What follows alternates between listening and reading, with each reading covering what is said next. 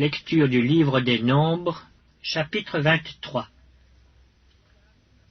Balaam dit à Balak, « Bâtis-moi ici 7 autels, et prépare-moi ici 7 taureaux et 7 béliers. » Balak fit ce que Balaam avait dit, et Balak et Balaam offrirent un taureau et un bélier sur chaque autel. Balaam dit à Balak, « Tiens-toi près de ton holocauste, et je m'éloignerai. Peut-être que l'Éternel viendra à ma rencontre, et je te dirai ce qu'il me révélera. » Et il alla sur un lieu élevé.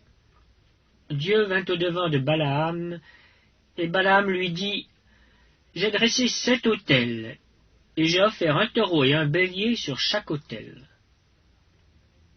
L'Éternel mit des paroles dans la bouche de Balaam, et dit, « Retourne vers Balak, et tu parleras ainsi. » Il retourna vers lui, et voici, Balak se tenait près de son holocauste, lui et tous les chefs de Moab. Balaam prononça son oracle et dit, « Balak m'a fait descendre d'Aram. Le roi de Moab m'a fait descendre des montagnes de l'Orient. Viens, maudis-moi Jacob. Viens, sois irrité contre Israël. Comment maudirais-je celui que Dieu n'a point maudit? Comment serais-je irrité quand l'Éternel n'est point irrité? Je le vois du sommet des rochers, je le contemple du haut des collines. C'est un peuple qui a sa demeure à part et qui ne fait point partie des nations. Qui peut compter la poussière de Jacob et dire le nombre du quart d'Israël?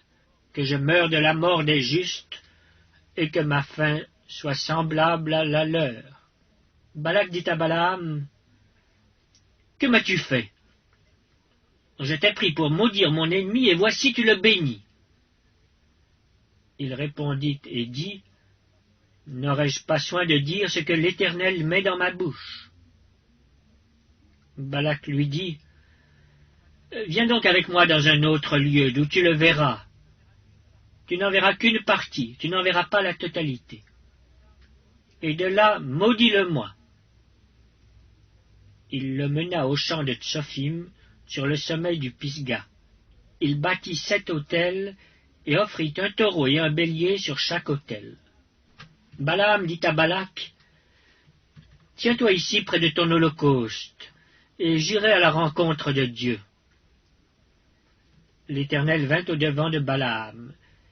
Il mit des paroles dans sa bouche et dit, « Retourne vers Balak, et tu parleras ainsi. » Il retourna vers lui, et voici, Balak se tenait près de son holocauste avec les chefs de Moab. Balak lui dit, « Qu'est-ce que l'Éternel a dit? » Balaam prononça son oracle et dit, « Lève-toi, Balak, écoute. Prête-moi l'oreille, fils de Tsippor. Dieu n'est point un homme pour mentir, ni fils d'un homme pour se repentir. Ce qu'il a dit ne le fera-t-il pas? Ce qu'il a déclaré ne l'exécutera-t-il pas? Voici, j'ai reçu l'ordre de bénir. Il a béni, je ne le révoquerai point. Il n'aperçoit point d'iniquité en Jacob, il ne voit point d'injustice en Israël. L'Éternel, son Dieu, est avec lui. Il est son roi, l'objet de son allégresse. Dieu les a fait sortir d'Égypte, il est pour eux comme la vigueur du buffle. L'enchantement ne peut rien contre Jacob, ni la divination contre Israël. Au temps marqué, il sera dit à Jacob et à Israël quelle est l'œuvre de Dieu. C'est un peuple qui se lève comme une lionne et qui se dresse comme un lion. Il ne se couche point jusqu'à ce qu'il ait dévoré la proie et qu'il ait bu le sang des blessés. Balak dit à Balaam, « Ne le maudis pas, mais du moins ne le bénis pas. » Balaam répondit et dit à Balak, « Ne t'ai-je pas parlé ainsi? Je ferai tout ce que l'Éternel dira. » Balak dit à Balaam, « Viens donc, je te mènerai dans un autre lieu. Peut-être Dieu trouvera-t-il bon que de là tu me maudisses ce peuple. » Balak mena Balaam sur le sommet du Péor, en regard du désert.